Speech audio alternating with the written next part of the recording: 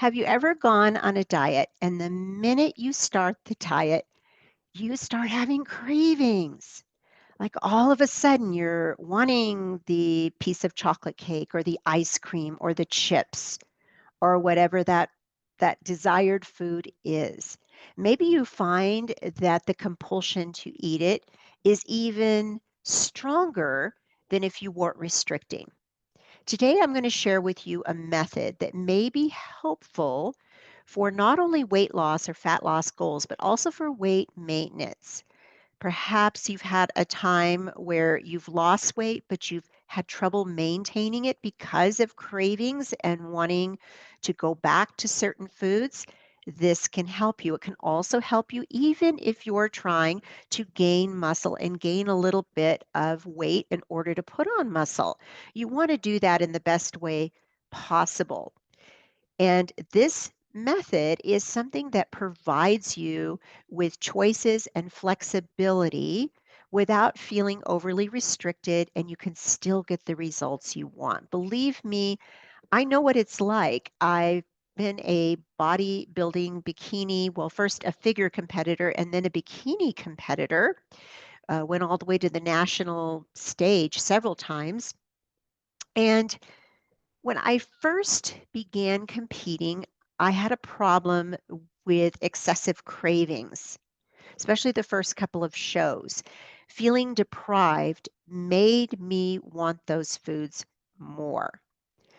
And example is the second bodybuilding show that I did, I knew when my prep date was going to start. It was going to be a 12-week prep in order to bring my body fat down so that the judges could see the definition of my muscles on stage. I knew that day was coming. It was on a Monday. So, what did I do that week before? I started eating all of the things, pancakes and pancakes with butter and syrup. And I think I had ice cream and French fries. And I ate even more than I would normally eat. And I ate more types of foods that you would consider to be holding you back from your health and fitness goals. I was actually consuming more of those and eating worse than I did if I didn't have that idea of that competition prep over my head. Well, thankfully, I learned that the cutting phase is temporary. You get on stage, you do the show. I've learned how to reverse diet, gradually introduce foods and calories back into my diet, and have some flexibility when I'm not competing. And that's what I want to share with you today. Hi, my name is Carol Covino. I'm a health and fitness coach for women over the age of 40 who are experiencing perimenopausal and menopausal hormonal symptoms. I help them to lose the body fat for good and to tone and strengthen their bodies. Before we get started, I want to tell you about a special workshop that I am holding. It is on Tuesday, January 3rd at 5 p.m. Mountain. The link to join is in the show notes. If you are listening to this later, you still may be able to grab the recording. I will have the recording available for a limited time. So keep that in mind if you're listening to this after January the 3rd, that the recording may or may not be available, but I encourage you to go to the link in the show notes and check it out. This workshop is designed to help you become a fat burning pro and to master your metabolism in perimenopause, menopause, and beyond. Because let's face it, that's when we notice changes to our body, oftentimes changes to our metabolism, and to where we store body fat, typically in the midsection. So I'm going to be sharing with you techniques that have worked for myself and my clients. Once again, January the 3rd at 5 p.m. Mountain. Go ahead, check out the link. If you don't see it, you can hit me up on Instagram at Carol Covino Fitness is my account. So let's dive into the content for today. What we're going to cover is flexible dieting, and you may or may not have heard this term. So, exactly what is flexible dieting? Well, it is an approach that provides macronutrient goals, that's your protein, carbs, and fat. So, you have goals for each of those, but allows you to choose the foods you enjoy in order to reach your goals. It's not like other diets in the sense of this food is bad, this food is good. Basically, you are choosing, you're making the choice and you're making room. If you want to have that glass of wine or you want to have that piece of chocolate, you're making room for it within your macro count, within your day. It encourages, for many women in particular, a more positive relationship with food.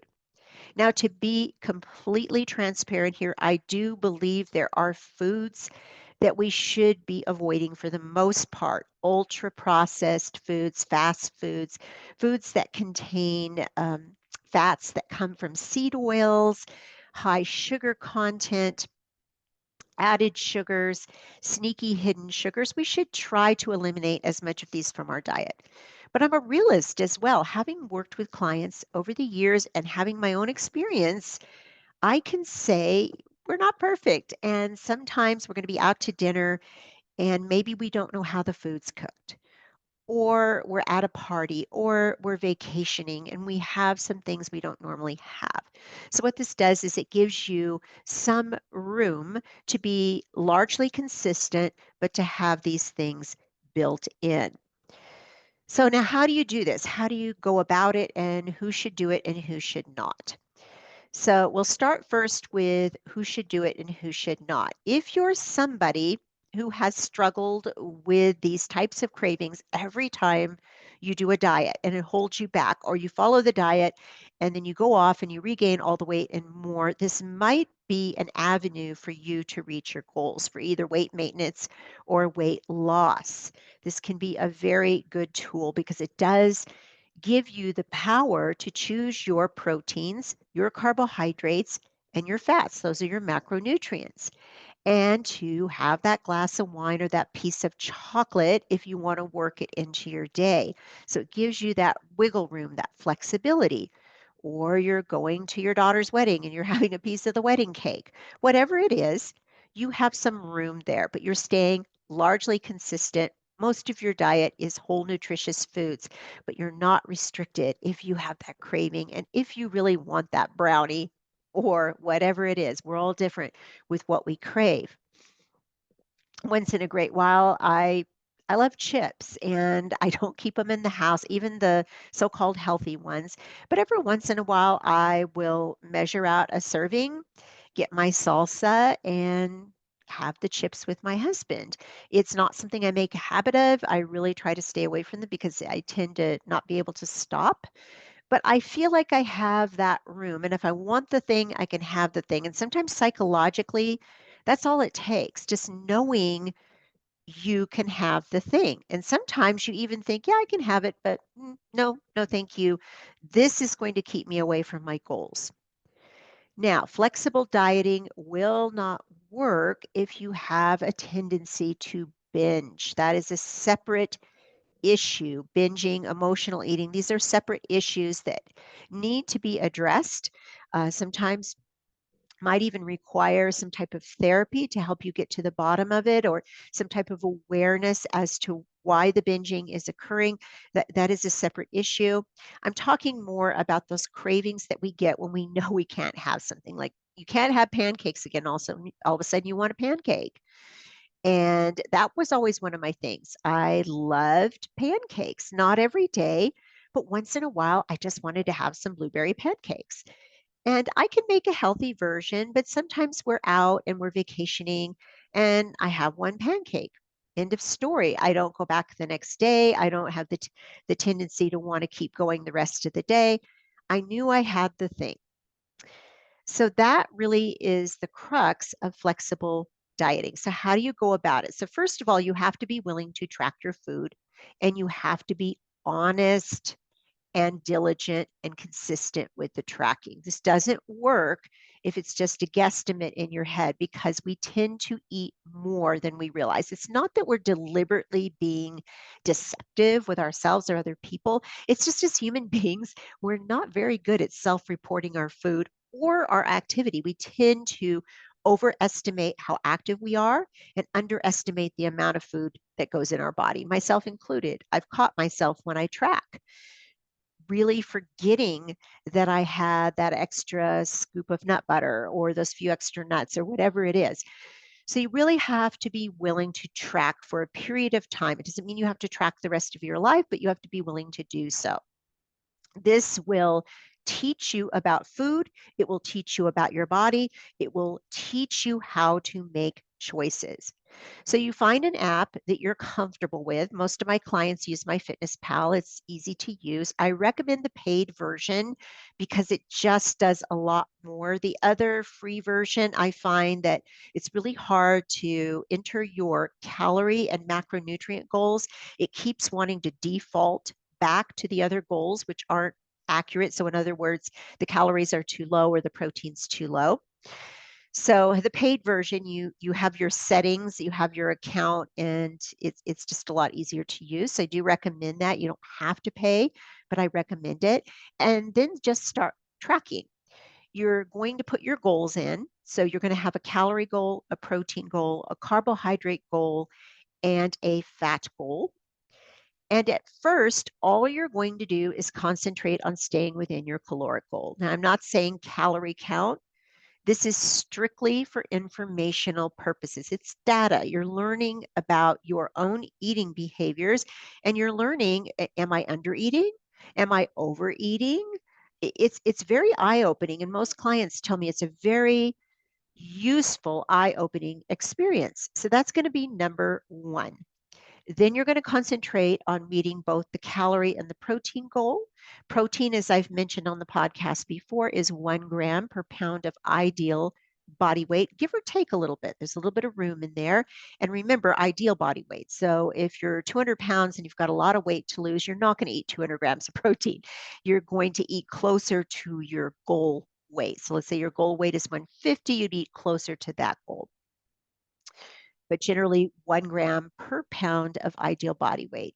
From there, you have your carbs and fats. And in the beginning, I recommend just splitting it down the middle. Whatever calories are left once you set your protein goal, just basically do a balanced macro plan. So let's say your protein is 40% of your caloric intake.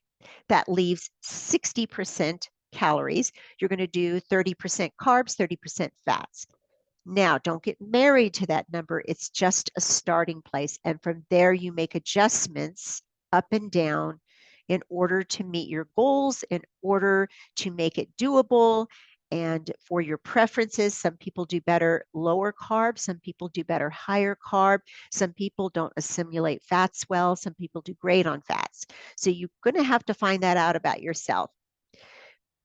Then next up, you're going to choose the foods to meet those goals.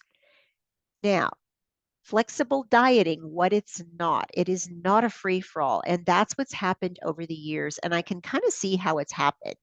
If you're on social media, you might notice sometimes there'll be a coach, like a really fit woman or a really fit dude, and they're talking about how you can lose 20 pounds or look like them and still eat pizza and ice cream. And I've seen it. Trust me, I've seen it.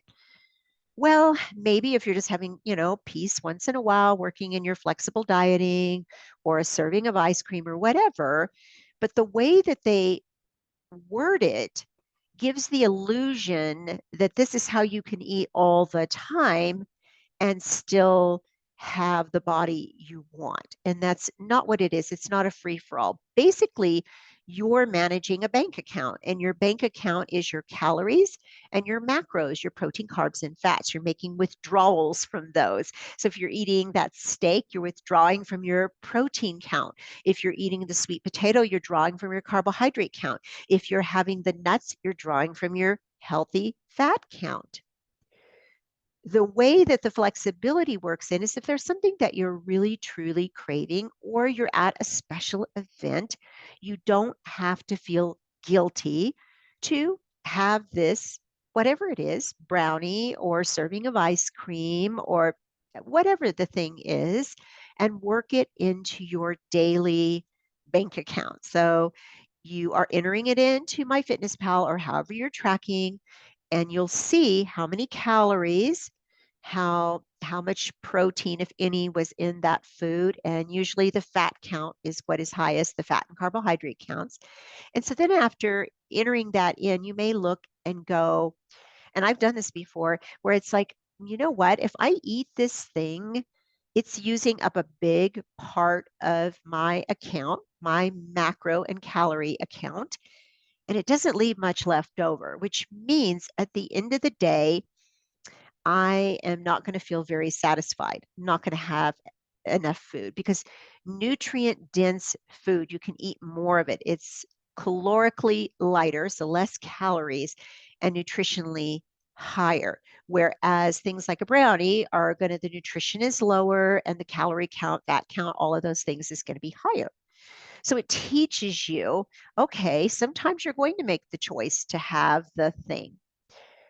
You choose most of your foods again from the nutrient dense categories. That's going to help you because it leaves less room for the foods that move you away from your goals. So instead of labeling foods bad or good, let's talk a minute about goals.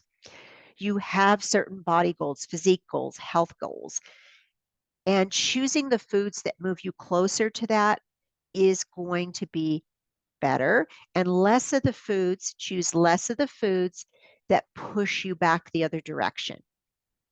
It doesn't mean you can't have a treat, but you're doing less of those foods, more nutrient dense foods. The other tip is by meeting that protein goal, you have less room for those types of foods as well. You maybe would have just a quarter of a brownie or a half of a brownie instead of feeling like you have to have 3 brownies. Protein is very satiating, it's very filling. So once you've met that protein count over the course of the day, it does leave less room. So I encourage you to concentrate on that protein goal. Once you get good at tracking and you get accurate and you get honest with yourself and really hold yourself accountable, you start to meet that protein goal. And even if you're going to have the brownie, you meet the protein goal. Even if you're going to have the glass of wine, you meet the protein goal. Even if you're going to have the popcorn at the movies, you meet the protein goal. Now, what do you do if you're out in public and you're ordering the brownie and you're not sure what's in the brownie? You just do the best you can. You go into MyFitnessPal. Most brownies are going to be more or less about the same ingredients, about the same amount of sugar, fats, and carbohydrates, give or take. So you choose one and then make sure you enter the proper size. So, for instance, if you're eating ice cream, a bowl of ice cream is not a serving. That might be 3 servings, depending on the size of your bowl. So be cognizant of the serving size. So you do have to be responsible. It is not a free for all. For the longest time, I was very uncomfortable with flexible dieting just because of what I saw. Another word of caution is if you are very used to ultra processed foods, it is difficult to get rid of that addiction. These foods are designed to be addictive, and you may have to do this in steps. You may have to start here where there's zero compliance, and then you move just a little bit closer to your goal, a little bit closer, which means having less of those foods. And that's why I say add in the nutrient dense foods before you take away the others. Add in the nutrient dense foods before you start saying, I can't have this and I can't have that, because it leaves less room. Another tip is if you are lifting weights and you are starting to lift consistently, you will gradually want to you will want to fuel your body in a way that helps with that. Your body will talk to you. I had an interesting conversation with my brother over Christmas dinner, and he says, I've put on, I forget what he said, 7 pounds, I believe. And he says, but my waistline went down and my stomach is flatter. And I said, yeah, you're putting on muscle. Your body is recomping. So, in other words, you have less body fat, more muscle. You're changing the body composition, which is excellent. And he said, I realized I need to eat more. And he says, I also realized I got to have some protein in there or I can't function. So his body is speaking to him, and he has gradually been cleaning up his diet more and more to accommodate this, to accommodate how he feels and his muscle. So it's a journey. I did not come out of the gate losing all my cravings and avoiding seed oils and avoiding sugar and eating the way that I eat now. I did not do that. It was a journey. And there was some back and forth. There were a lot of falls, a lot of missteps, and you will have them too if you're new to this.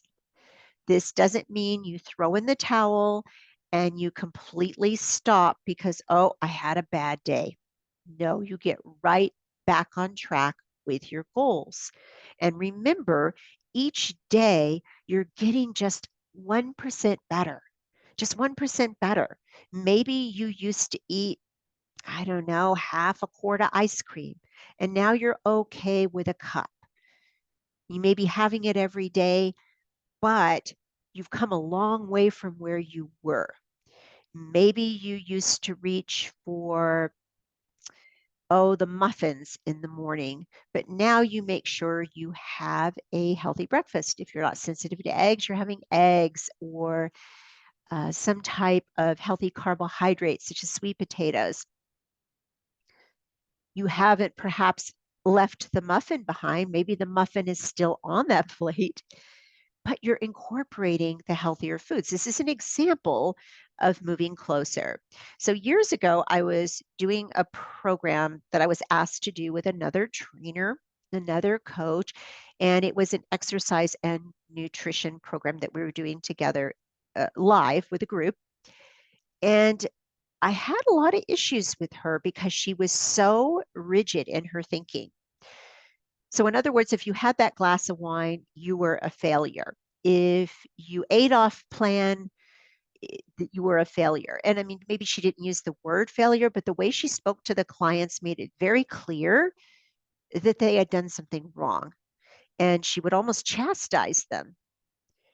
And I remember there was a woman who, prior to coming into our program, was eating a lot of junk. We're talking going through the drive-through of all the fast food restaurants and a complete sugar addict, lots and lots of candy. She always had candy in the house, candy in her car. She started making these salads with chicken and salmon and things like that, and all of the things. And she'd make these pretty salads, but she loaded them with avocado. And I remember this coach said, that is way too much avocado. She needs to cut this down. And I said, whoa, whoa, whoa, whoa. Wait a minute. Do you see the difference in how she used to eat compared to now? It's a huge difference. She's made progress. Over time, we teach her the macronutrients. We teach her how to get the right amounts of fats. But right now, she's taking those baby steps forward. I, needless to say, that relationship, coaching relationship, did not last because we were on opposite ends of the spectrum. But I find sometimes people think if they go out to eat with me, they think I'm going to judge what is on their plate. And I don't, because I am a realist. I understand you have to meet people where they're at. And it might not be ideal, but real life is not ideal. We have things. We have events and holidays and vacations and dinners out with friends. There are going to be those times. So, what we learn to do with our flexible approach is to hit those macronutrient goals that our body needs with whole nutritious food and leave a little bit of room if you desire something. Now, I will say over the years, my sweet tooth is pretty much gone. I do like a piece of dark chocolate. I do like some fruit, and that took time. That took a lot of time. For the most part, chips I can stay away from, and excessive amounts of popcorn and things like that. I can stay away from those things now a lot easier, and I do not feel deprived if I'm not having the popcorn or the cheesecake or whatever it is. But I didn't get there overnight. I had to once again go day by day week by week, month by month. And each time I competed in a bodybuilding show, I learned. I learned things about myself. I learned that hunger hormones go out of control when you're dieting down. And it's very hard when you come off of a show or come off of a diet to control that hunger. So, this could be a tool for you, something that you can use. Flexible dieting, once again, not a free for all. It is a method to help you either lose weight and body fat, maintain a healthy weight. And something I didn't speak too much into here is sometimes somebody has the goal to gain a little bit of weight so they can put on some muscle. And in order to put that muscle on, they need a little bit more body fat. They can't be shredded down. That's the case when you're competing. You have to gain some weight in the off season so you can put on the muscle. Flexible dieting can help keep you accountable there, where you have that latitude to have something fun or something you crave, but you have parameters that you're following. So download an app, put in your caloric goal based on whether it's to lose, maintain, or perhaps gain muscle. Remember the rule of thumb about the protein, 1 gram per pound of ideal body weight. Start with a balanced approach with carbs and fats. You can always adjust those later once you see how your body responds. And you can always do the carb cycling, like what I discussed in the last podcast episode, where you have times of higher carbs, times of lower carbohydrates. But in the beginning, just start with that balanced number. That's what I recommend. Learn everything you can about your body, how it responds, what foods are made up of. I mean, how many calories is in a steak? How many grams of carbohydrates is in a potato? Learn these things so that you can take control of your health. So, once again, as we wrap up, I will remind you of the special free workshop that I am doing, How to Become a Fat Burning Pro, Master Your Metabolism in Midlife and Beyond. This is for women over the age of 40, 50, and beyond who are struggling to maintain a healthy body fat. So, they want to bring their body fat down. They want to bring the muscle up. They want to recomp, change the body composition, which is a challenge in midlife because we do tend to store it right through the midsection, and weight loss can start to be elusive in midlife, especially once we go through menopause and we lose estrogen and testosterone. It can be difficult, not impossible. I want to share with you how to do this. Once again, if you're listening to this after the fact, it will be available on the replay for a few days. So I hope to see you in this workshop, and I wish you every blessing in this new year. Happy New Year. And until we meet again, bye for now.